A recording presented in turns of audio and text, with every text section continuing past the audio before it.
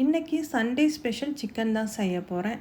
பிரேக்ஃபாஸ்ட்லாம் சாப்பிட்டு முடிச்சுட்டு சிக்கன் வாங்கலான்னு தான் போயிட்டுருக்கேன். கீழே அண்டர் கிரவுண்ட் கார் பார்க்கிங்கில் ஸ்கூட்டி இருக்குது, அதை எடுக்கலான்னு தான் போகிறேன். எங்கள் சொசைட்டி முன்னாடியே சிக்கன் கடை இருக்குது. ஒரு 5 மினிட்ஸில் போயிடலாம். அங்கே தான் எப்பயுமே நாங்கள் ரெகுலராக சிக்கன் வாங்குவோம். மட்டன்னா கொஞ்சம் தூரம் போகணும்.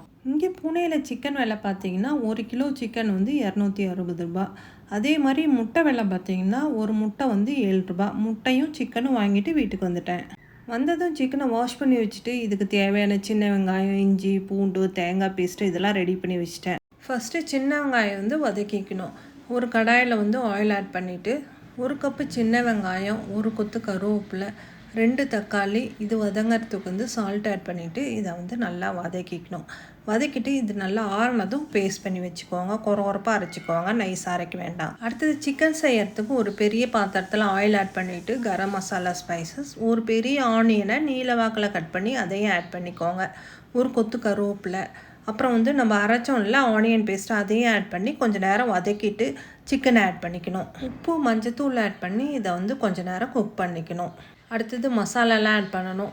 கொத்தமல்லி தூள், மிளகாத்தூள், கரம் மசாலா, சிக்கன் மசாலா, இது கூடவே வந்து கோகோனட் பேஸ்ட் ஆட் பண்ணணும். இதில் என்னென்ன இருக்குன்னா துருவின தேங்காய் வந்து 1 கப்பு, இது கூட வந்து பொட்டுக்கடலை, இது 2யும் சேர்த்து கிரைண்ட் பண்ணி ஆட் பண்ணிக்கணும்.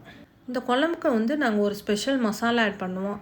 அதாவது சோம்பு, ஜீரகம், மிளகு, கசகசா, பட்டை, லவங்கம், ஏலக்காய் இதெல்லாம் ஃப்ரை பண்ணி அரைச்சி வச்சுக்குவோம். இதில் வந்து கொஞ்சம் மசாலாவை ஆட் பண்ணுவோம். இந்த மசாலாலாம் ஆட் பண்ணக்குள்ளே ரொம்பவே டேஸ்ட்டாக இருக்கும் குழம்பு. குழம்புலேருந்து கறியை தனியாக அரித்து அதை ஃப்ரை பண்ணிடுவோம்.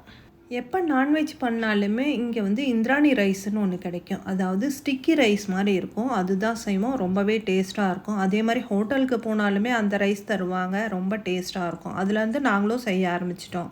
ஓகே ஃப்ரெண்ட்ஸ், இந்த வீடியோ உங்களுக்கு பிடிச்சிருந்தா லைக் பண்ணுங்கள், கமெண்ட் பண்ணுங்கள், நம்ம சேனலை ஃபாலோ பண்ணுங்கள்.